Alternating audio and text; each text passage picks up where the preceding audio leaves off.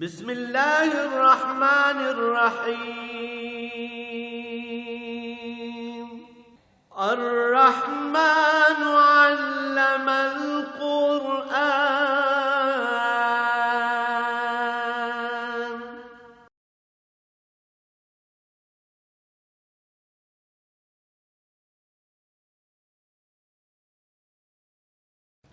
الحمد للہ رب العالمین والصلاة والسلام علی حبیبہ محمد وآلہ وصحبہ اجمعین۔ اعوذ باللہ من الشیطان الرجیم، بسم اللہ الرحمن الرحیم۔ وضرب لنا مثلا ونسی خلقہ قال من یحیی العظام وہی رمیم قل یحییها الذی خلق اول مرۃ وهو بكل شیء علیم الذی جعل لکم من الشجر الاخضر نارا فاذا انتم منه توقدون اولیس الذی خلق السماوات والارض بقادر علی ان یخلق مثلهم بلی هو الخلاق العلیم انما امره اذا اراد شیئا ان یقول له کن فیکون فسبحان الذی بیدہ ملکوت کل شیء والیہ ترجعون۔ اللہم سبحانک لا علم لنا الا ما علمتنا انک انت العلیم الحکیم۔ مولایا صلی وسلم دائما ابدا علی حبیبک خیر الخلق کلہم۔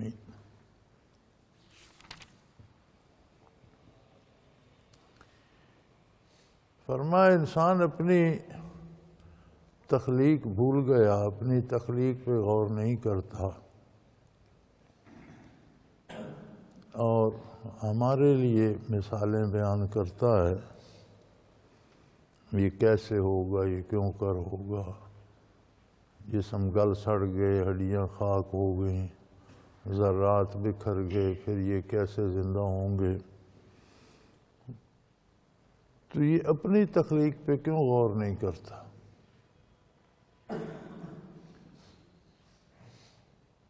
ہر شے کی تخلیق میں انتہائی کمال ہیں اللہ کریم کی، اور بڑی باریک باریک چیزیں جمع کر کے ایک چیز بنتی ہے۔ آج کل تو پتے پتے کا، ذرے ذرے کا سائنس تجزیہ کرتی ہے۔ انسانی وجود سب سے نازک ترین اور بے شمار ذرات سے بنا ہے۔ ایک ایک سیل میں کتنے ایٹم ہیں؟ 10 کھرب تو سیل ہیں ایک انسانی وجود میں۔ اب ہر سیل جو ہے اس میں کتنے ایٹم ہیں؟ ہر ایٹم میں ایک الگ جہان ہے، ہر ایک کا آپس میں کیا رشتہ ہے، کس نسبت سے ملتے ہیں تو ہڈی بنتی ہے، کس نسبت سے ملتے ہیں تو گوشت بنتا ہے، کس نسبت سے ملتے ہیں تو خون بنتا ہے، کھال بنتی ہے، بال بنتے ہیں، دانت بنتے ہیں، انہی سیلوں سے آنکھ کا آئینہ بھی بنتا ہے۔ تو اتنی باریکی اور اتنی اعلیٰ تخلیق ہے اللہ کریم کی کہ اگر انسان اپنی تخلیق کے بارے میں سوچے تو اس کی سمجھ سے بالاتر ہو جاتی ہے، اور اسے عظمت الہی کا اقرار کرنا پڑتا ہے۔ تو فرمایا یہ اپنی تخلیق بھول گیا اور ہماری عظمت کے بارے میں مثالیں دیتا ہے اور باتیں کرتا ہے۔ انا خلقناہ من نطفہ، ہم نے اسے ایک نطفے سے پیدا فرمایا۔ وہ ایک نطفہ جو ہے اس کے بننے میں پیچھے کتنی کاریگری ہے، کہاں کہاں سے کون کون سے ذرات لیے گئے، انہیں کس کس شکل میں ڈھالا گیا، کس طرح وہ انسانی غذا یا دوا بن کر کسی وجود میں پہنچے۔ بڑا لمبا نظام ہے جسے اللہ کریم ہی جانتے ہیں۔ انسان جتنا سمجھتا ہے اتنا زیادہ الجھتا چلا جاتا ہے۔ تو فرمایا اس ایک قطرے سے ہم نے اسے پیدا کیا، اب یہ بھی اٹھ کر جھگڑے کرتا ہے، یہ بھی ہمارے سامنے باتیں کرتا ہے، اپنی حیثیت بھول گیا ہے، اور یہ بھی اللہ کی بارگاہ میں گستاخیاں کرنے کی جرات کرتا ہے۔ وَضَرَبَ لَنَا مَثَلًا وَنَسِيَ خَلَقَهُ، ہمارے لیے مثالیں بیان کرتا ہے، اپنی تخلیق بھول گیا، اس پہ غور نہیں کرتا۔ یعنی ہر انسانی وجود ایک پورا جہان ہے،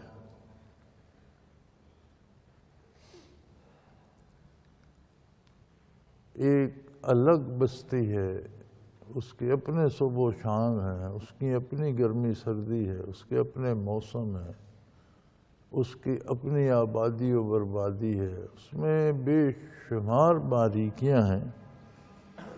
اپنی تخلیق بھول گیا اور کہتے ہیں میں یحیی العظام وہی رمیم، جب ہڈیاں گل سڑ جائیں گی تو انہیں ایک اور زندہ کرے گا۔ ہڈیاں گل سڑ کر کہاں جائیں گی؟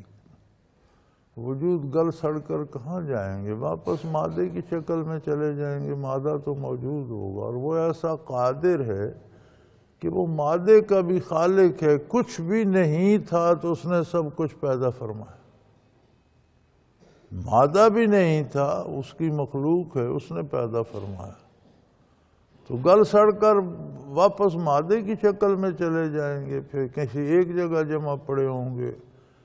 پیدا ہونے سے پہلے تو یہ ذرات روئے زمین پر بکھرے ہوئے تھے، کہاں کہاں سے ایک ایک ایٹم لے کر قدرت باری نے انہیں جمع فرما دیا۔ اور اب یہ حیران ہو کر کہتے ہیں، عجیب مثالیں دیتے اور کہتے ہیں کہ ان ہڈیوں کو جب یہ گل سڑ جائیں گی کون زندہ کرے گا؟ فرمایا ہے میرے حبیب انہیں سادہ سا جواب دیجئے، قُلْ يُحْيِيهَا الَّذِي أَنشَأَهَا أَوَّلَ مَرَّةٍ، انہیں وہ ذات زندہ کرے گی جس نے انہیں پہلی دفعہ بنایا ہے۔ جب کچھ نہیں تھا تو اس نے سب کچھ پیدا فرما لیا، تو اب تو مادہ اگر یہ مادے کی شکل میں چلا جائے گا تو پھر اسے واپس لوٹانا اس کی ذات کے لیے کون سا مشکل ہے۔ وَهُوَ بِكُلِّ خَلْقٍ عَلِيمٌ، وہ ہر طرح کی ہر چیز کو پیدا کرنا جانتا ہے، اس کی قدرت کاملہ میں ہے، اور پہلی دفعہ بھی اس نے پیدا فرمایا، کسی نے اسے مشورہ نہیں دیا، کسی نے اس کی مدد نہیں کی، کسی نے اسے رائے نہیں دی، کسی نے کوئی نقشہ بنا کر نہیں دیا۔ اس طرح باریک ترین چیزوں کو ایک دوسرے سے اس نے پیوست کر کے اور ان کی خاص نسبت سے ان کا تعلق پیدا کر کے تخلیق کی، اور وہ ایسا قادر ہے، تم کہتے ہو ہڈیوں سے پھر بندہ کیسا بنے گا، اور تم دیکھتے ہو کہ سب شاخوں میں اس نے آگ بھر دی ہے۔ الَّذِي جَعَلَ لَكُم مِّنَ الشَّجَرِ الْأَخْضَرِ نَارًا، تمہارے لیے سبز درختوں میں، سرسبز ٹہنیوں میں اس نے آگ بھر دی۔ قدیم عرب جو تھے وہ دو طرح کی ٹہنیاں لے کر، خاص درخت ہوتے تھے جن کی ٹہنیوں میں آپ کو آپس میں رگڑے تو آگ پیدا ہو جاتی تھی اور اس سے آگ جلاتے تھے۔ تو فرمایا آگ کا اور سرسبز درخت کا اور ٹہنی کا کیا جوڑ ہے؟ اور کوئی خشک بھی نہیں کہ خشک لکڑی ہو، سرسبز ٹہنی ایک درخت کی توڑتے ہو دوسرے کی انہیں رگڑتے ہو آگ پیدا ہو جاتی ہے۔ کون ہے جس نے اس سبزے میں آگ رکھ دی ہے؟ تو اب تو باٹنی والے کہتے ہیں اب تو اس پہ بہت ریسرچ ہو رہی ہے، باٹنی والے کہتے ہیں جی درخت کے ہر پتے میں ایک بھٹی لگی ہوئی ہے جس میں آگ ہے، جس میں وہ پک رہا ہے مواد، جڑیں جو غذا لیتی ہیں وہ پتوں میں جاتی ہے، وہاں پکتی ہے، پھر واپس تقسیم ہوتی ہے، اور تنے کا حصہ تنے کو، ڈالوں کا ڈالوں کو، پتوں کا پتوں کو جاتا ہے۔ ویسے بھی یہاں ہمارے ہاں بھی ایسے درخت کشمیر میں پائے جاتے ہیں، جب ہوا چلتی ہے ان کے پتے آپس میں ٹکراتے ہیں تو چنگاریاں نکلتی۔ تو فرمایا وہ ایسا قادر ہے کہ آگ کا کام ہے ہر چیز کو جلا دینا، تو کہاں سرسبز درخت اور ٹہنیاں، کہاں آگ، ان میں اس نے بھر دیے۔ اسی طرح ہم دیکھتے ہیں کہ بادلوں میں کتنی بجلی ہوتی ہے، کڑکتی ہے تو یا گرتی ہے تو تباہی مچا دیتی ہے، کڑکتی ہے تو جہاں کو روشن کر دیتی ہے، لیکن بادلوں میں پھرتے رہتے ہیں سارا دن، جہاں ساری رات اڑتے ہیں، کوئی بجلی سمجھ نہیں آتی۔ یہاں پہاڑوں پہ بادل زمین پہ لگ جاتے ہیں، کوئی کسی کو بجلی کا جھٹکا نہیں لگتا، نہ کو ان میں بجلی نظر آتی ہے، لیکن جب گرجتے چمکتے ہیں تو اتنی بجلی ہوتی ہے۔ کیسے رکھی ہوئی ہے، اس نے کہاں رکھی ہے، وہ جانے، اس کا کام جانے۔ تو فرمایا وہ ایسا قادر ہے کہ جس نے سبزے میں آگ کو پوشیدہ کر رکھا ہے، سب شاخوں میں آگ بنا رکھی، ہر چیز کا خالق وہ ہے، اس کے اثرات اور نتائج کا خالق وہ ہے، اور جیسا وہ چاہے ویسا کرتا ہے۔ آگ ہر چیز کو، انہی درختوں کو آگ جلاتی ہے، انہی ٹہنیوں کو رگڑ کر تم آگ جلاتے ہو، اور پھر یہی درخت اور ٹہنیاں اس میں جلاتے ہو، لیکن جب اس نے ان میں آگ رکھ دیے تو وہ ان کو نہیں جلاتا۔ وہ چاہے تو چیزوں کی تاثیر بدل دیتا ہے، جیسا وہ چاہتا ہے، جیسا حکم دیتا ہے چیزیں ایسا ہی کرتی۔ جس طرح سبز پتوں میں اور سبز ٹہنیوں میں آگ رکھ دی پوشیدہ اس نے، اسی طرح ابراہیم علیہ السلام کے لیے آگ کو حکم دیا تھا، یا نارو کونی بردا، اے آگ ٹھنڈی ہو جا۔ تو آگ کے شعلے بھڑکتے رہے، لیکن ابراہیم علیہ السلام کے لیے وہ باد بہاری بن گئے، نسیم سحر بن گئے۔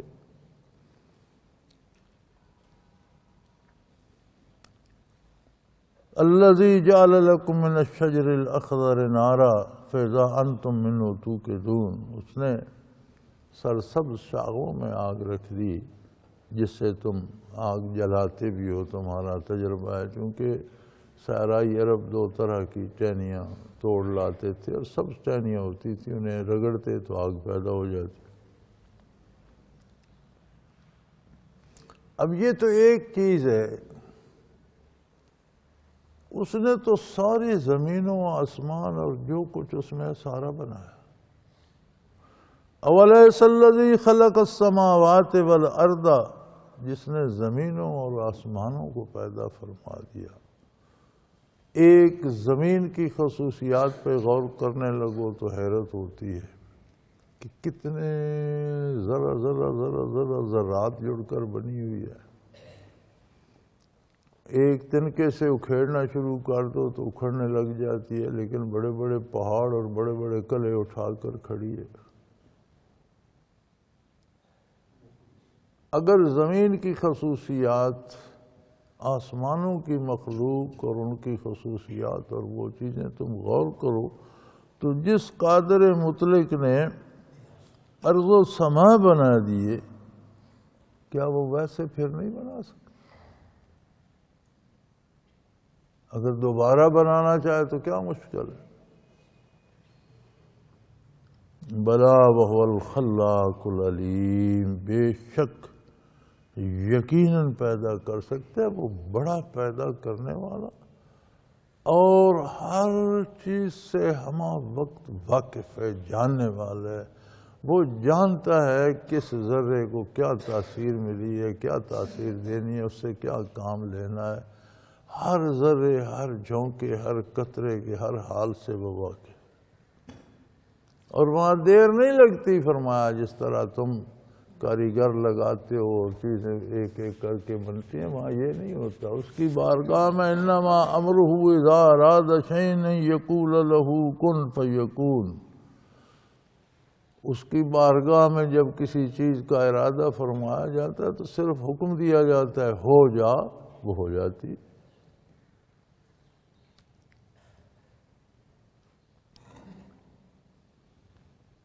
اس کا علم حضوری ہے، اس کی بارگاہ میں ہمہ وقت ہر چیز حاضر ہے، اس کے علم میں کوئی ماضی یا مستقبل نہیں، ہر چیز ہمہ وقت حاضر ہے، جس کا خارج میں وجود ہے وہ بھی ہے، جس کا خارج میں وجود نہیں وہ بھی اس کے علم میں موجود ہے۔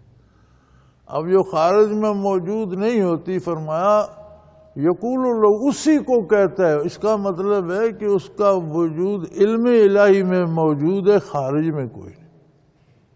کوئی ایسی چیز نہیں ہے جسے وجود نصیب ہونا ہو وہ اللہ کے علم میں نہ ہو۔ اللہ کے علم میں موجود ہے، اسے حکم دیے جاتے ہیں اب ہو جا، یعنی دوسروں کے لیے بھی ظاہر ہو جا، فیکون، وہ فوراً ہو جاتی۔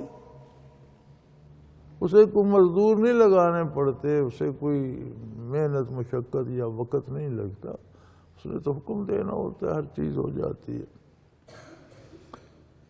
اور پاک ہے وہ ذات، بہت بلند و بالا ہے، تمہارے ہوش و حواس، تمہارے علم و عمل، تمہاری سوچ، تمہارے شعور سے بالا تر ہے، جس کے ہاتھ میں ہر چیز کی حکومت ہے، ہر ذرے کا پورا پورا اختیار جس کے دست قدرت میں ہے، اس کی عظمت پاک ہے، تمہاری سوچوں، تمہارے شعور، تمہاری فکر سے بالا تر ہے۔ وَإِلَيْهِ تُرْجَعُونَ، اور جو کچھ اس نے کائنات میں بنایا اسے فنا بھی ہونا ہے، اور واپس اس کی بارگاہ میں بھی حاضر ہونا ہے، اس کی بارگاہ میں جواب دہی بھی ہوگی۔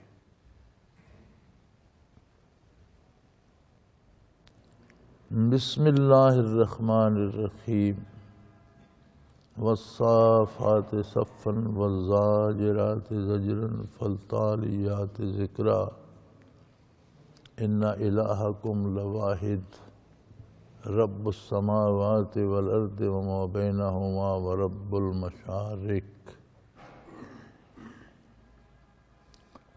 سورہ صافات شروع ہوتی ہے، سورہ یاسین مکمل ہوگی الحمدللہ، سورہ صافات اس سے اگلی صورت ہے، اور یہ صورت بھی ان صورتوں میں ہے جو مکہ مکرمہ میں نازل ہوئیں۔ مکہ مکرمہ میں نازل ہونے والی صورتوں میں احکام بھی ملتے ہیں، لیکن زیادہ بحث عقائد کی ہوتی ہے، اور جو صورتیں بعد از ہجرت مدینہ منورہ میں نازل ہوئیں ان میں بھی عقائد بھی ہیں، لیکن زیادہ بحث احکام پر ہے۔ یہ سورہ صافات بھی مکہ مکرمہ میں نازل ہوئی۔ ارشاد ہوتا ہے بسم اللہ الرحمن الرحیم، والصافات صفا۔ اہل مکہ میں بے شمار طرح کے لوگ تھے جن کے مختلف عقیدے تھے، صرف شرک میں سارے یا کفر میں سارے ایک جیسے تھے، لیکن آگے ان کے شرک اور کفر بھی، کوئی ستاروں کو پوجتا تھا، کوئی فرشتوں کی پوجا کرتا تھا، کوئی فرشتوں کو اللہ کی بیٹیاں کہتا، کوئی سورج کو پوجتا، کوئی چاند کو، کوئی بتوں کو، کوئی آگ کو، ہر طرح کے عقائد موجود۔ چونکہ جہاں گرد لوگ تھے، دوسرے ممالک میں تجارتی سفروں پر جاتے تو کہیں کہیں سے کچھ نہ کچھ نئی چیز لے آتے، ہر طرح کا کفر جمع ہو گیا تھا۔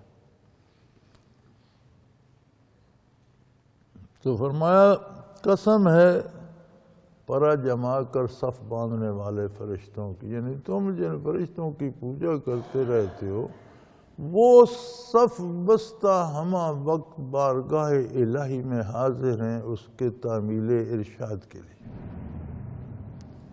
ان کا یہ حال گواہ ہے۔ قسم کا معنی ہوتا ہے جس کی قسم دی جاتی ہے کہ وہ اس بات پہ گواہ ہے۔ اس لیے ہم یہ روزمرہ جو قسمیں دیتے ہیں تو اس میں فرماتے ہیں کہ صرف اللہ کی قسم دی جانی چاہیے، اللہ کے سوا کسی کی نہیں، چونکہ اللہ ہی ہر حال پہ شاہد اور گواہ ہے ہمہ وقت، اور کسی کی قسم جائز نہیں ہے۔ یہاں اللہ کریم نے فرشتوں کی قسم اس لیے دی کہ تم فرشتوں کی پوجا کے چکر میں پڑو، وہ بارگاہ الہی میں دس بستہ صف بستہ تعمیل ارشاد کے لیے کھڑے ہیں، وہ اس کے بندے ہیں، اس کی مخلوق ہے۔ فالزاجرات زجرا، پھر ان فرشتوں کی جو شیاطین کو اور فساق و فجار کو اور کفار کو جھڑک دیتے ہیں، وہ کسی طرح آسمانی دنیا میں یا اللہ کی بارگاہ میں کسی طرح کی کوئی مداخلت کسی حکم میں، کسی ارادے میں، کسی کام میں نہیں کر سکتے۔ خاص فرشتے مقرر ہیں جو ڈانٹ اور جھڑک دیتے ہیں۔ فالتالیات ذکرا، اور پھر وہ فرشتے جو ہمہ وقت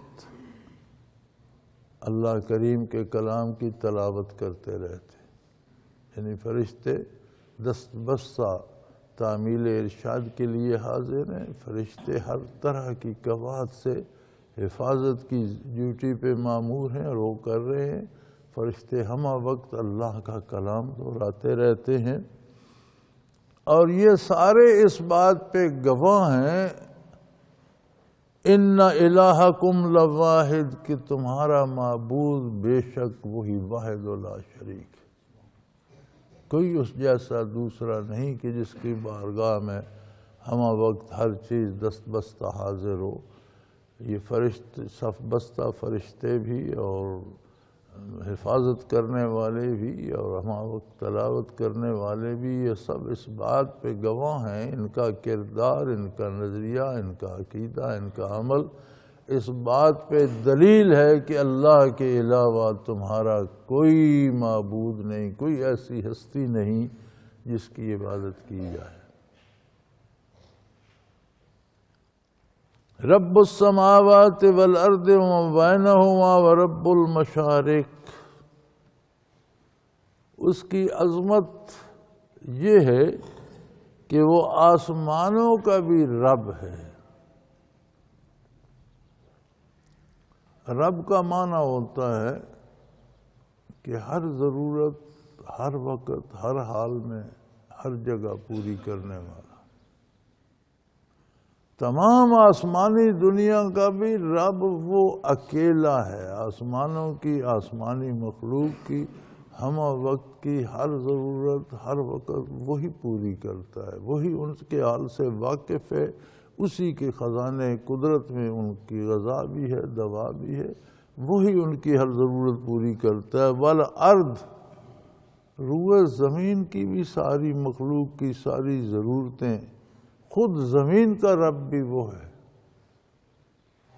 پیدا بھی اسی نے کیا، قائم بھی اسی نے رکھا ہوا ہے، اور جو چیز جس وقت چاہیے ہوتی ہے وہ اپنی بارگاہ سے مہیا فرماتا ہے۔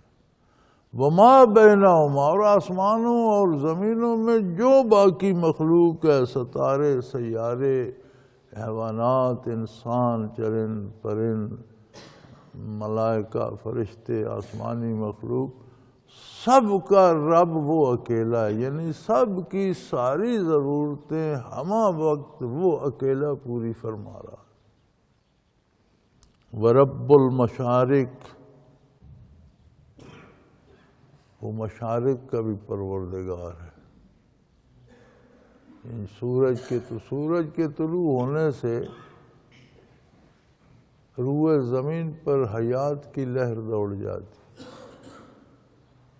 مشارق جمع کا صیغہ ہے، یہ اس لیے آیا کہ سورج روز ایک جگہ سے طلوع نہیں ہوتا، جگہ بدلتا رہتا ہے، اوقات بدلتے رہتے ہیں، اور آپ نے بھی اندازہ کیا ہوگا گرمیوں میں سورج ادھر سر پہ آ جاتا ہے، سردیوں میں نیچے چلا جاتا ہے، ہر روز ایک نئی جگہ سے طلوع ہوتا ہے، اور ہر وقت اور ہر جگہ۔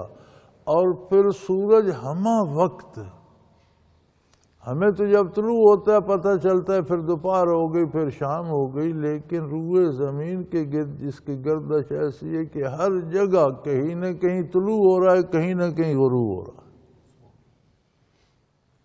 تو اس کے مشارق و مغارب پھر بے شمار ہو گئے۔ تو فرمایا اس سب نظام کا مالک بھی وہی ہے۔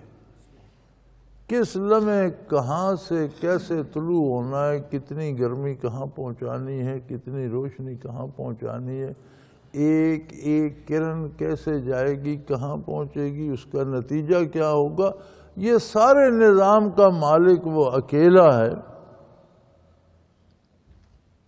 اِنَّا زَيَّنَا السَّمَاءَ الدُّنْيَا بِزِينَةٍ لِلْقَوَاكِبِ، اور یہ ہم ہی ہیں کہ ہم نے آسمان کو ستاروں سے مزین کر دیا. اس نے آسمان پر سیارے بنا دیے، ستارے بنا دیے جو دور سے ایسے لگتے ہیں کہ سینے آسمان پہ ٹانکے ہوئے ہوں. آسمان کی زینتیں، خوبصورتی ہیں، حسن ہے آسمان کا. کتنے ہیں ستارے کوئی نہیں جانتا.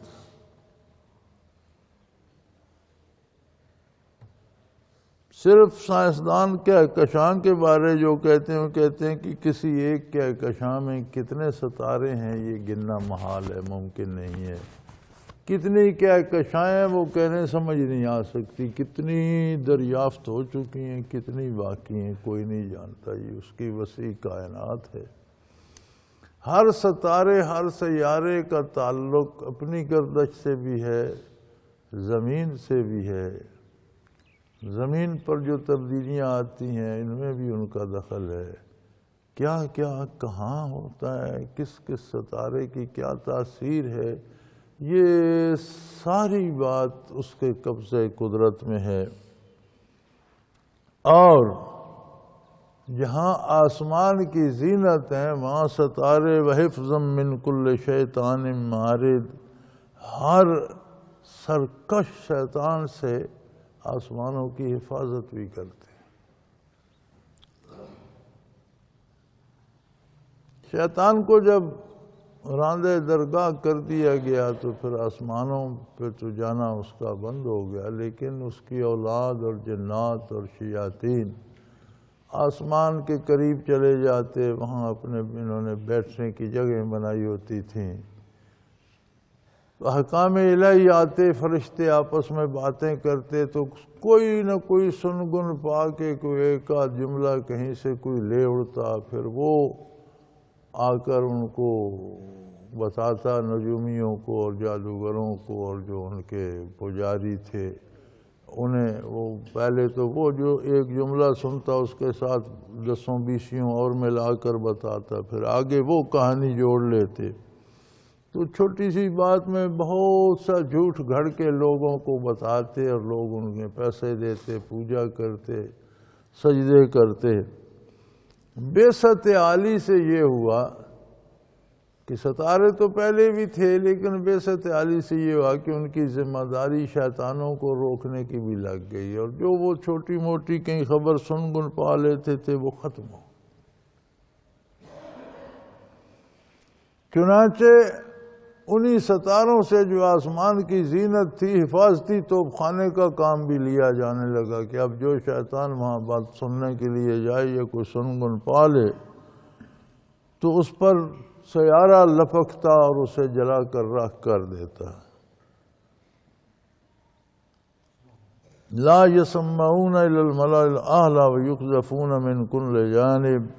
کوئی ذرا سی کان لگا کر سننے کی کوشش کریں تو ان پر ہر جانب سے وہ شعلے لپکتے ہیں. دحورا ولہم عذاب واصب، وہاں سے انہیں بھگا دیا جاتا ہے اور ایک وقت تک ان کے پاس بھی مہلت ہے. کوئی یہ نہ سوچے کہ انہیں ختم کیوں نہیں کر دیا جاتا جنات و شیاطین کو. فرمایا انہیں بھی ایک مہلت دی گئی ہے، اس مہلت تک ہے. اس کے بعد ان میں سے بھی جو خرابی کرے گا، نافرمانی کرے گا، اس کے لیے پھر دائمی عذاب ہوں گے، لمبے عذاب ہوں گے، اسے بھی عذاب بھگتنا ہوں گے.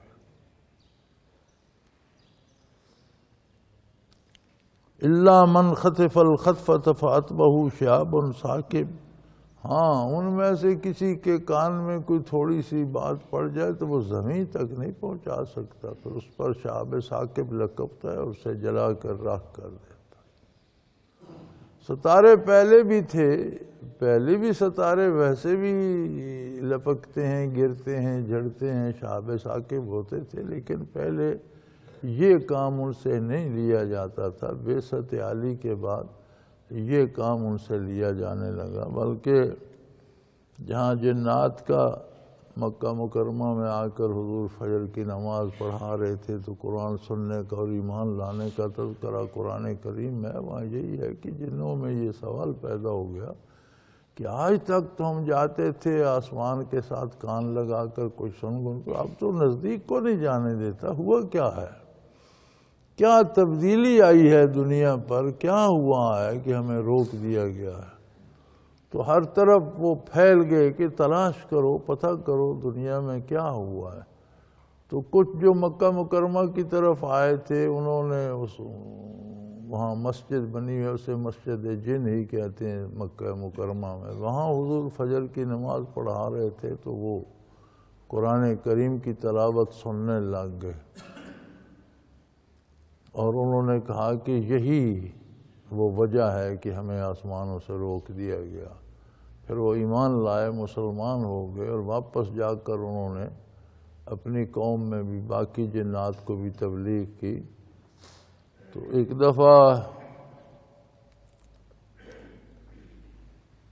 بات ہوئی تھی، تو سید ہیں، شاہ صاحب ہیں، تو مجھے حیرت ہوئی، میں نے کہا سید تو نبی صلی اللہ علیہ وسلم کی اولاد کو کہتے ہیں، تو جنات میں سید کہاں سے آ گئے؟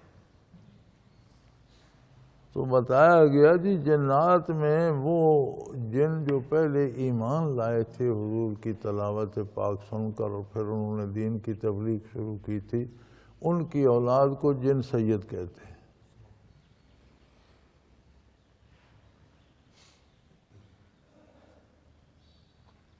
تو فرمایا اگر کوئی جملہ، کوئی بات چھوٹی موٹی لے اڑے جن، تو اب وہ ان جادوگروں تک، کاہنوں تک نہیں پہنچ سکتا اور ان کو نہیں بتا سکتا، اس پر شاب ثاقب لپکتا ہے اور اسے جلا کر رکھ کر دے۔ فَاسْتَفْتِهِمْ أَمْ أَشَدُّ خَلْقًا أَمْ مَنْ خَلَقْنَا، یہ ساری بات کر کے آسمانوں زمینوں کی تخلیق، جو کچھ اس میں ہے اس کی تخلیق، ستاروں سیاروں سے مختلف ان کی ذمہ داریاں، ڈیوٹیاں، ذرا ان سے پوچھیے تو صحیح، یہ کائنات اتنی وسیع بنانا مشکل ہے، یہ تمہیں زندہ کرنا مشکل ہے۔ فَاسْتَفْتِهِمْ، ان سے پتہ کیجئے، پوچھئے، ان سے سوال کیجئے، ہم اشد خلقا ام من خلقنا، ان کفار و مشرکین کا دوبارہ بنانا مشکل ہے، یہ وسیع کائنات میں اس کی تخلیق۔ انا خلقناہم من طین لازب، انہیں تو ہم نے ایک چپکے ہوئے گارے سے پیدا کر دیا تھا۔ وہ ایسا قادر ہے کہ اس نے مختلف ذرات کو مختلف شکلیں دیں، صورتیں دیں، پھر اسے مادے کی شکل دی، پھر اسے انسان بنا دیا۔ تھا تو مٹی گارا ہی تھا، تو مٹی کے ذرات تھی، اسے کن کن صورتوں میں سے گزار کر انسان بنایا۔ بل عجبت ویسخرون، بل عجبت ویسخرون، آپ تعجب کرتے ہیں ان کی سوچ پر، ان کی فکر پر، ان کے اس انداز پر کہ عظمت باری سے آشنا نہیں ہو سکتے۔ دنیا میں سب سے واضح چیز جو سب سے زیادہ ہمہ وقت ہر جگہ دستیاب ہے، وہ اللہ کی وحدانیت اور اس کی عظمت۔ ہر جگہ بکھری پڑی ہے، پتا پتا اس پہ گواہ ہے، ڈالی ڈالی اس پہ گواہ ہے، ذرہ ذرہ اس پہ گواہ ہے۔ کسی ذرا سی چیز کو دیکھنے لگو تو اس کے بنانے والے کی عظمت کا اندازہ ہو جاتا۔ کوئی دوسرا ایسا نہیں کر سکتا۔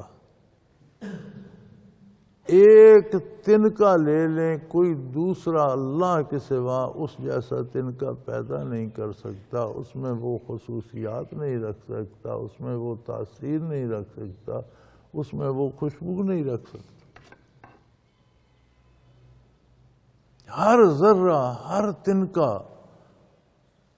ہوا کا ہر جھونکا، بارش کا ہر قطرہ، کائنات کی ہر جنبش اس کی عظمت کی گواہ۔ یعنی دنیا میں سب سے زیادہ واضح چیز جو ہے وہ عظمت الہی ہے، سب سے زیادہ واضح۔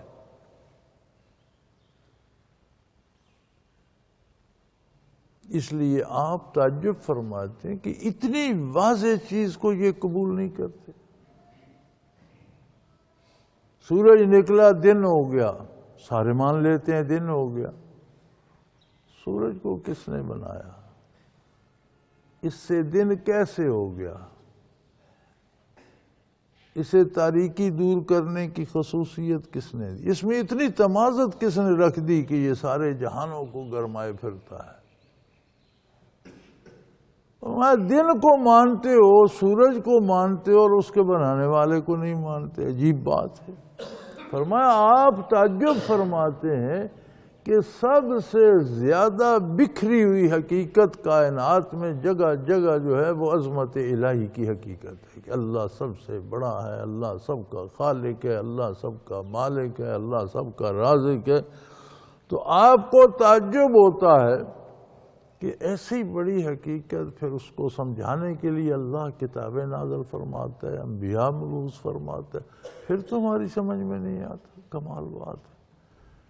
وَيَسْخَرُونَ، آپ ان کی اس عقل کی ناکامی پہ حیرت زدہ رہ جاتے ہیں اور وہ آپ کا مذاق اڑاتے ہیں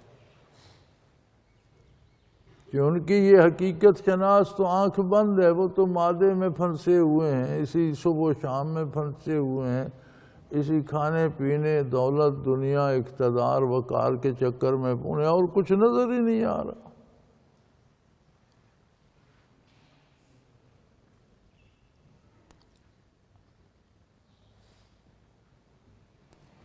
بعض اوقات آنکھوں کی کچھ بیماریاں ہوتی ہیں، چیزیں ہوتی اور ہیں، نظر اور آتی ہیں۔ مجھے ایک دفعہ تکلیف ہو گئی تو سامنے تو جو چیز ہوتی وہ مجھے ٹھیک نظر آتی، تھوڑی سی دائیں بائیں ہوتی تو ایک کے دو نظر آتے، وہ جدھر ایسے دیکھو تو آگے دو نظر آئیں۔ کئی دفعہ ایسا ہوا کہ پلیٹ پڑی ہے میز پہ، کھانا کھا رہا ہوں تو مجھے دو نظر آئیں اور میں نے جہاں نہیں تھی وہاں لقمہ لگانے کی کوشش، یہ بھی ہوا۔ بہت اچھے ڈاکٹر کے پاس گیا، اس نے کو پینسل کبھی ادھر کر، ہاں جی آپ کو یہ تکلیف ہے، یہ دو نظر آتی ہیں۔ میں نے کہا تکلیف تو مجھے پتہ ہے، اس کا علاج بتائیں، آپ کے پاس علاج کے لیے آیا ہوں۔ تو وہ فرمانے لگے کہ یہ دونوں جو ہیں اد سے آنکھ کے جو ہیں ڈھیلے، ان میں تین پٹھے دونوں طرف ہوتے ہیں جو ان کو دائیں بائیں چلاتے ہیں، تو ان میں سے کوئی ایک ڈھیلا ہے۔ بھئی کون سا ڈھیلا ہے کہنے لگے یہ نہیں پتہ چل سکتا، کوئی ایک لوز ہو گیا ہے تو ایک جو آنکھ کا جو آئینہ ہے ڈھیلس ہے وہ زیادہ پھر جاتا ہے تو وہ دو دیکھتے ہیں، ایک الگ دیکھ رہا ہوتا ہے، دوسرا الگ دیکھ۔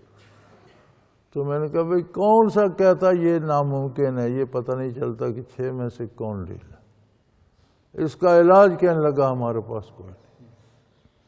میں نے کہا فائدہ کیا آپ؟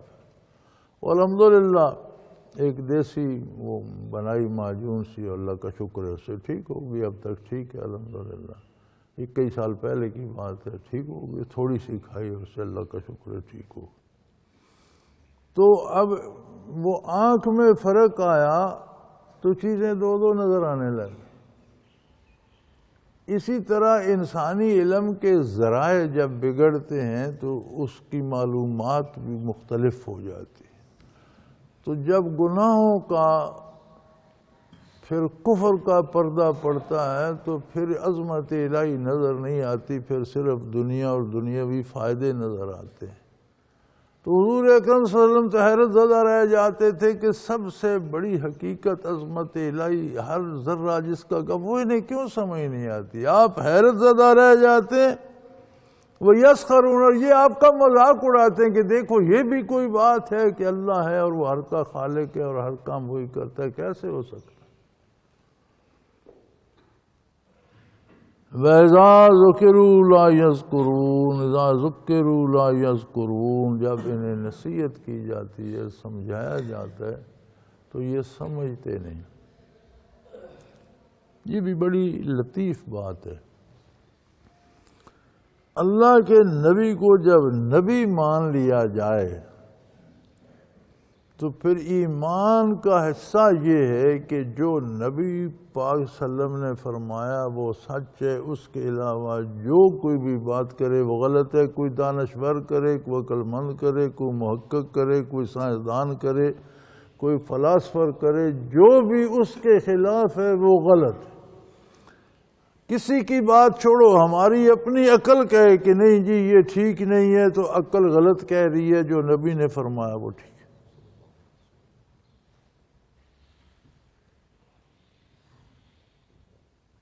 تو فرمایا جب انہیں آپ نصیحت کرتے ہیں تو یہ آپ کی بات نہیں مانتے، جو ان کی ناقص عقل میں اور اس نفس میں آتی ہے جو گناہوں سے اور کفر سے لتھڑ چکا ہے، اس پہ یقین کرتے ہیں، آپ کی بات پہ یقین نہیں کرتے۔ ہو سکتا ہے بہت سے احکام شرعی ہماری سمجھ میں نہ آئیں۔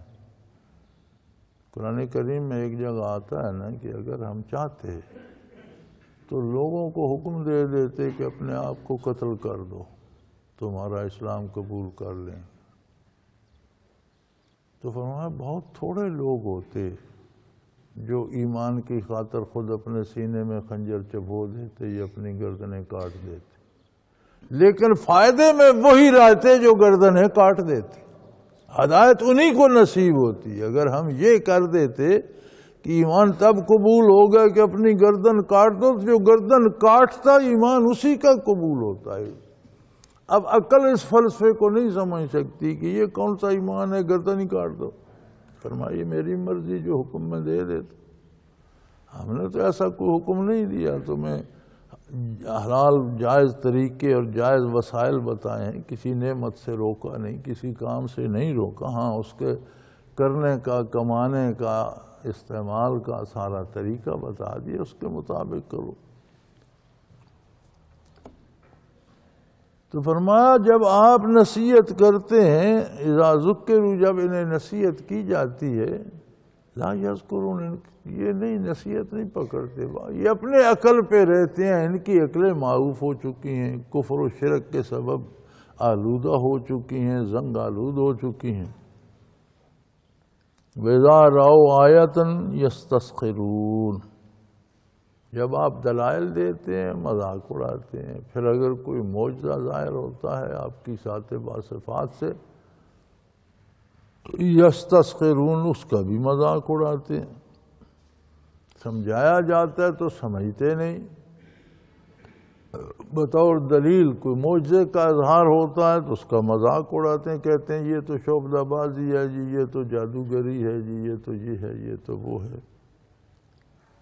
اور اللہ کے قرآن کے بارے کہتے ہیں وَقَالُوا إِنْ هَذَا إِلَّا سِحْرٌ مُبِينٌ، یہ آپ کے معجزات، یہ آپ کا کلام، یہ قرآن، یہ آپ کی حدیث، یہ آپ کے ارشادات، یہ فلسفی جو آپ ارشاد فرماتے ہیں، یہ سارا جادو ہے بھائی، اس کو ہماری سمجھ میں نہیں آتا۔ اور یہ بات بڑی عجیب ہے، یہ ہماری پلے نہیں پڑتی۔ اَإِذَا مِتْنَا وَكُنَّا تُرَابًا وَعِظَامًا أَإِنَّا لَمَبْعُوثُونَ، عجیب بات ہے، مر جائیں گے، ہڈیاں بن جائیں گی، ہڈیاں بھی گل سڑ جائیں گی، مٹی خاک ہو جائے گی، أَإِنَّا لَمَبْعُوثُونَ، پھر ہمیں زندہ کر دیا جائے گا۔ أَوْ آبَاؤُنَا الْأَوَّلُونَ، جو ہمارے پہلے باپ دادوں کو جو مر چکے ہیں انہیں پھر کھڑا کر دیا جائے گا، وہ پھر کیسے زندہ؟ جب ایک بندہ مر گیا، اس کا وجود گل سڑ گیا، ہڈیاں گل کر خاک ہو گئیں، کوئی آگ میں جل گیا، کسی کو درندے کھا گئے، کوئی سمندروں میں غرق ہو گیا، کوئی مچھلیاں کھا گئیں، کوئی کہاں گیا، پھر یہ کیسے پھر زندہ ہوں گے؟ کب سے ہمارے باپ دادا مر گئے، پھر وہ زندہ تو نہیں ہوئے، کون انہیں زندہ کرے گا؟ اب دلائل تو گزر چکے تھے، اس سے پہلے یہ ساری تخلیق اور دوبارہ تخلیق کی بات زیر بحث آ چکی، تو ارشاد ہوا قل نعم، فرما دیجئے یقیناً ایسا ہی ہوگا۔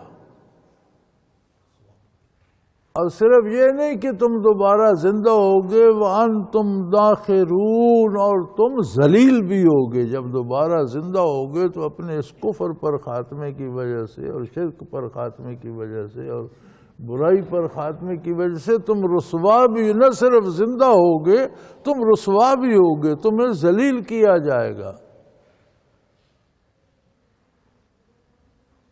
اور اس دن کی بات انہیں بتائیے جب دوبارہ زندہ ہوں گے، کھڑے ہوں گے میدان حشر میں، قالوا یا ویلنا ھذا یوم الدین، وہاں پھر انہیں سمجھ آئے کہ کاش ہماری بدبختی، یا ویلنا ہم تباہ ہو گئے، ہماری بدنصیبی، قیامت کا دن تو آ گیا۔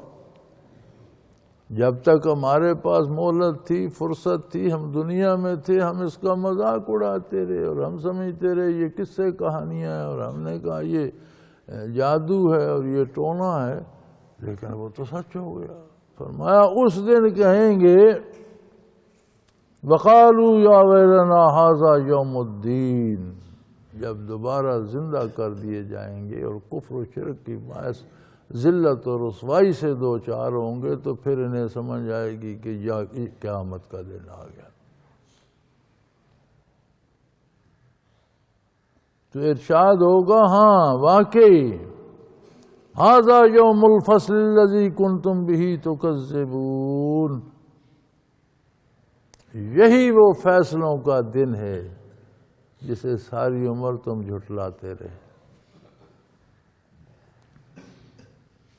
بڑی عجیب بات یہ ہے کہ یہ جھٹلانا کبھی تو آدمی علی اعلان انکار کر دیتا ہے، یہ بھی جھٹلانا ہے، لیکن اکثر یہ ہوتا ہے کہ بندے میں اتنی جرأت نہیں کہ سیدھا سیدھا انکار کر دے، اس کا عمل جو ہے وہ بتاتا ہے کہ اسے قیامت پر یقین نہیں ہے۔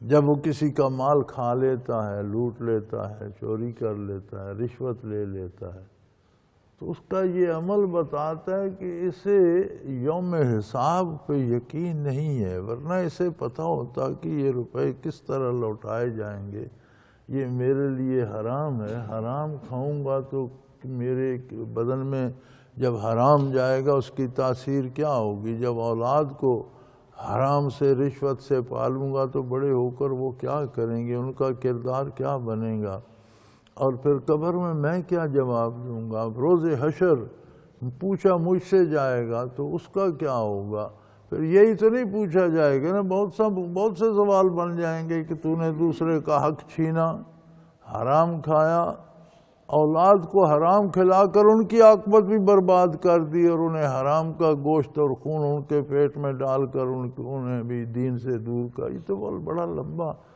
تو اس کا عمل یہ بتاتا ہے کہ اسے قیامت پہ یقین نہیں ہے۔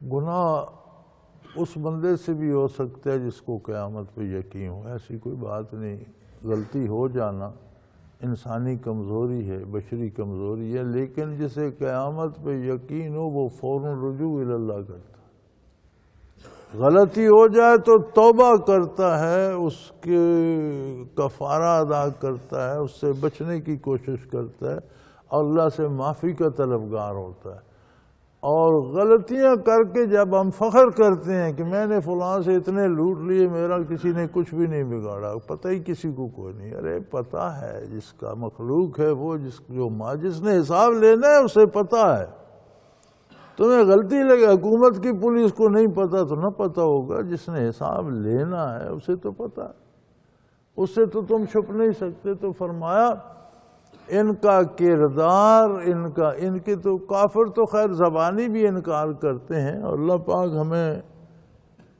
ہمارے حال پر رحم فرمائے، کردار سے ہم بھی ایسا لگتا ہے کہ ہمیں بھی کوئی یقین نہیں ہے کہ قیامت ہوگی، جسے قیامت کے قیام کا یقین ہو اس سے نماز چھوٹ سکتی، جسے قیامت کے یقین ہو وہ حرام کھا سکتا ہے، جھوٹ بول سکتا ہے،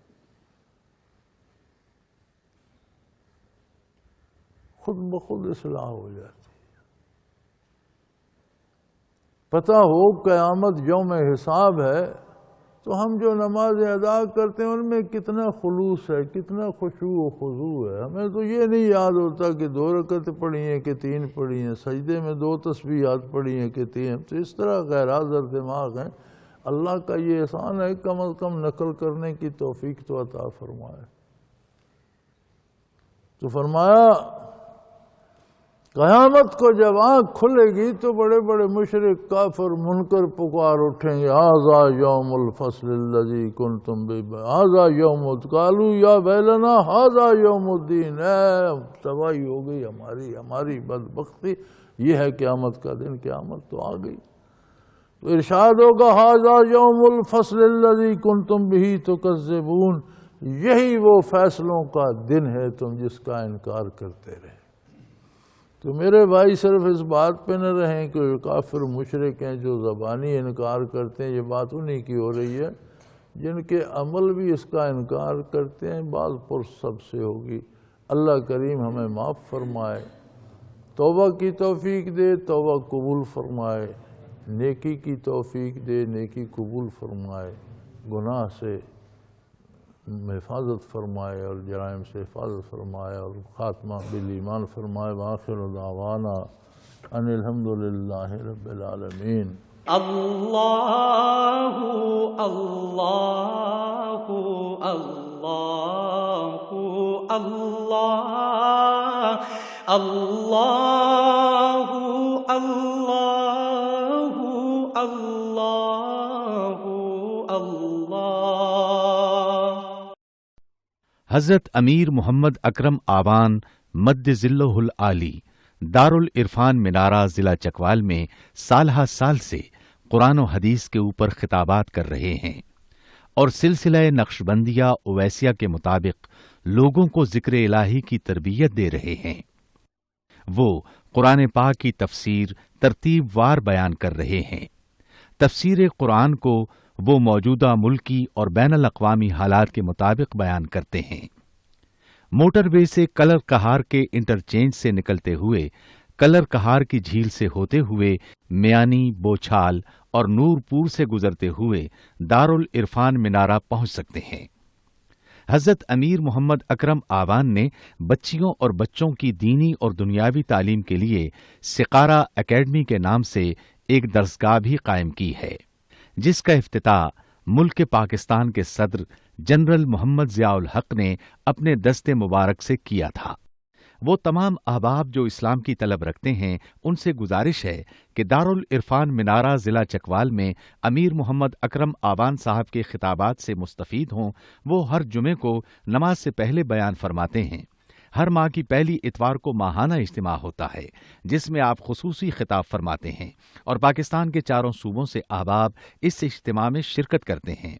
اس کے علاوہ یہاں سال میں 2 مرکزی اجتماعات بھی ہوتے ہیں، ایک رمضان المبارک میں اعتکاف کا اجتماع اور دوسرا جولائی اور اگست میں 40 دن کا اجتماع ہوتا ہے جس میں روحانی تربیت کی جاتی ہے۔ اپنا خون سیماب دے کر اتنا ہم کر جائیں گے، نام آقا کا چمن میں پھر رقم کر جائیں گے۔